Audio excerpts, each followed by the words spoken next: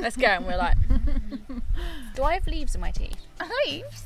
Oh no, I just had I thought you lunch. meant like grass and stuff. Hello, welcome back to my channel. Kate's here again.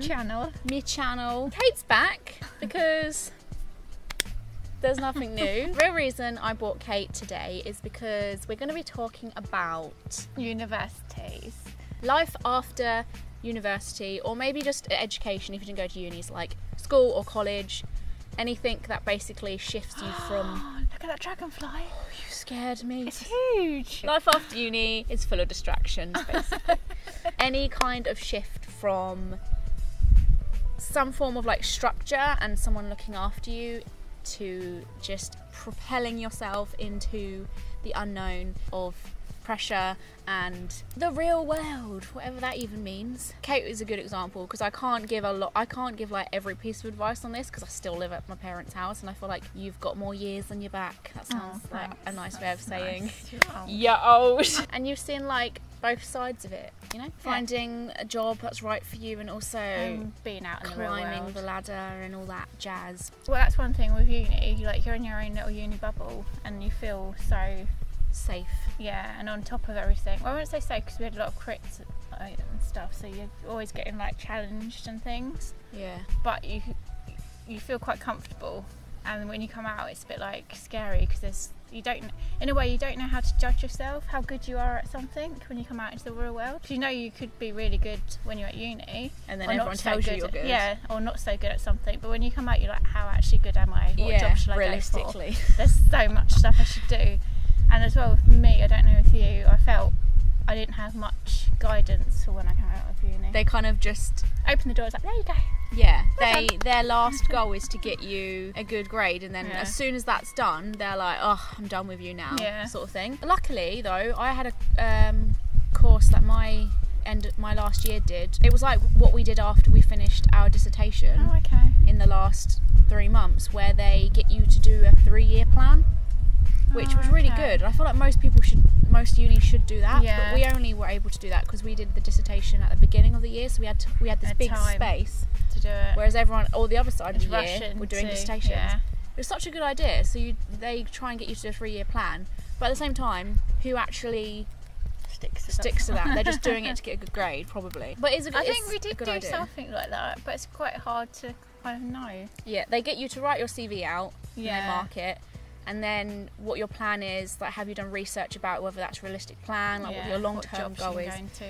Which leads me to the pressure of finding something, especially if you've got 3 months left of uni and the teacher's like, so what are you going to do when you finish then? And it's everyone's asked that question, what are you going to do when you finish uni? What's your plan? Family, friends, teachers, tutors, whatever Yourself. it is. Yourself, yeah. In some ways, like some pressure is good. I think it's difficult if you do a course where it's academic and you are going to a job what is finance or something, because it's very lined out what you have to pass to get into that job, and sometimes then uni literally leads you straight into that. But with we've both got art degrees, so we're going to be talking from that perspective. It might not help you if you're doing something else. I'd say it's difficult because everyone who's going to go for a job, you have to stand out even more. My advice would be you have to be unique. You have to think why you're unique. And certain jobs, I think, if you feel you can do it, go for it in a way. If it's an art thing, because most of the time, I don't know about everyone else, but most of the time with your art skills, you always put yourself lower than you are. Unless you are one of these people who think they're amazing at everything and big heads. You get told in uni a lot that you're doing well, and as soon as you go out in the open world, it's like, am I like actually good as like I've been told that I am? And I remember feeling that straight away. Like I suddenly missed that reassurance. I mean, my parents can say something, but they don't have the knowledge on like digital media and stuff. Like I want the acknowledgement from someone who knows what I've just done properly. So like friends might be like, yeah, that's really good, but they don't know what other people are like in that field. So as soon as I finished uni, I was like, I miss going into uni and feeling like reassured by teachers and confident, and be like, oh my god, they said I did really well. And then as soon as you're on your own, you're like, oh my god, I've got no one to tell me until I find somewhere that I can either get a job and then hopefully you get reassurance there. But some jobs aren't even, you might get a little bit of like boost every now and again, but then after that, most of the time they just let you get on with things as long as you're doing the job. And I was going to say some pressure is good because I work better Obviously, I don't have someone to kick me up the bum. No. Because I'm on my own. So you've motivated yourself. So if I feel pressure from friends I know around me who are doing well of some sort. So for example, if I was to see a friend move out with her boyfriend, Lorna for example, it puts a nice kind of pressure on me to think as a goal, like I would like to do that, so therefore I need to work hard to make sure I can do that. But then when the pressure's too much, it either like makes you or breaks you. Yeah. Pressure's weird. So I'm opposite. I like to get things in place before I feel the pressure. That's weird. I'm totally opposite then. I like to know that I am able to cope with something before it actually happens. That's good. I kind of wait until that. I've always done that. Even deadlines at uni, I wait until the last bit, and I'm like, almost handing it in when they say, "Oh, it's open to give you stuff in." I'm like, "Okay, let's go." Okay, well we're very different about that then. It was different for me because I went away somewhere. You stayed, obviously, at home as well, and I felt you do learn a lot from just being away because obviously you have to do everything on your own washing. Going sorting out your food, organising yourself. You have to make sure you're up for lectures, going into the uni, because I was in every day, even though it was an art course, it was very structured and you had to be there certain times and be doing something in the studio at certain events and that kind of thing. So you had to be very on it with knowing what's going on and very motivated, because if you weren't turning up, no one's going to, unless your tutor's going to tell you, but no one's going to say you're not there, are they? Because your parents don't really know what you're doing. Yeah. So you do learn a lot of life skills on that side of things. So what was it like for you when you finished uni and all of a sudden you've got this like massive choice to make about where you go, what you're going to do, how you're going to like live there? It's petrifying because you don't know what you're going to go on to, and because I didn't live in the area where my uni was, I went to uni at Bournemouth, so I knew that I didn't want to be in the area. It makes it harder because you can't look for jobs in the area because you know you're not going to stay in that area. Yeah. Do you feel the same now as you did when you finished uni a little bit? No. Not at all? No. What's the difference? I've got a lot more confidence in myself, and I've got a lot more stuff to back me up, and I'm more, a lot more confident, and a lot more, my portfolio is not bigger. You got more to show for yourself. Yeah. Life skills. I think cause when you come out of uni, you have all your student loan as well, and you literally have no money, so you're just like, oh my god, I need to make money quick. I think as you get older, you just feel a lot more better about yourself. I mean, that's not, you can't say it for everyone, but you just feel like, yeah, I am good at this, I am good at that. But when you're young, I think comfortable, that's a good word. You know how to stand up to someone more and say, I'm better at that. Yeah, you should give me more money due to this. Yeah. And you can back yourself up a lot more, so that's what's different. To say to people who are now making their first decision on what to do, after you've done that like initial step, if you ever get, which you will, get back in the position of making a big choice again, it won't be as daunting as it is for the first time. Yeah, and I mean, obviously, whatever job you go for after you finish uni, you might not be in that job forever anyway. Most people assume, like, that's where it gets pressurised. Yeah, if you put yourself in a mindset where you go, okay, the first job I pick is just going to be the rest of my life, like that's so ridiculous. There's people who are changing jobs at 60. Like, you don't.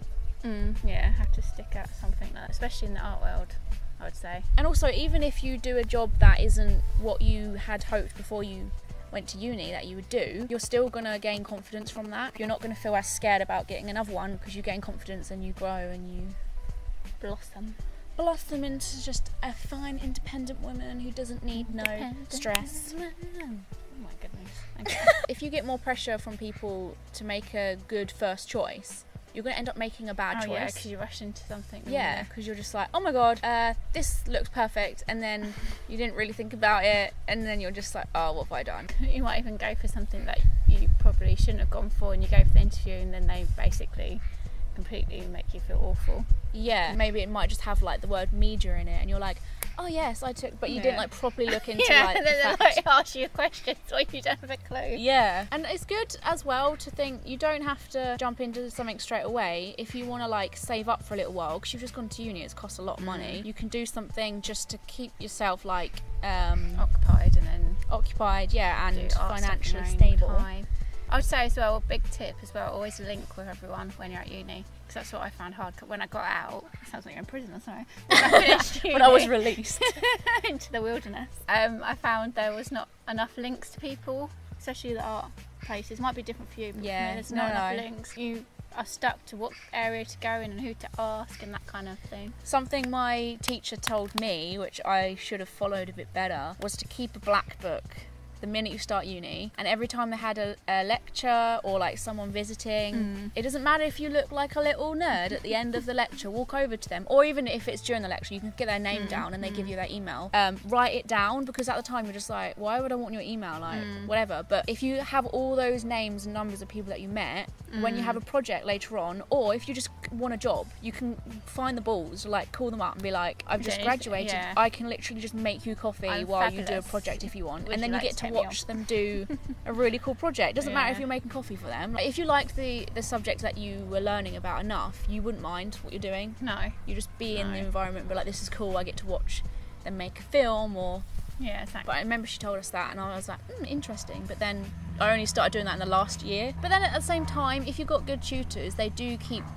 You've got their email still, and you can literally say, now I've graduated, is there anywhere that I can help?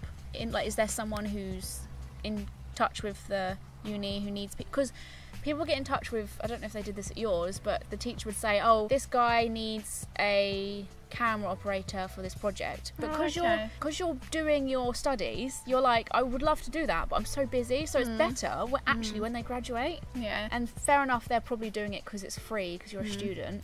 So it might be good to go back and be like, is there anyone who's looking for anything, because I'm more free than the students currently there. Just like get on the ball. I felt like if you just sit back and go, oh I won't need that, and then you're like, I'm fine. Later on you're like, I should have done that. I feel like I've missed that ball game now. Because how much later can you go back and be like, do you remember me? I graduated. 1990.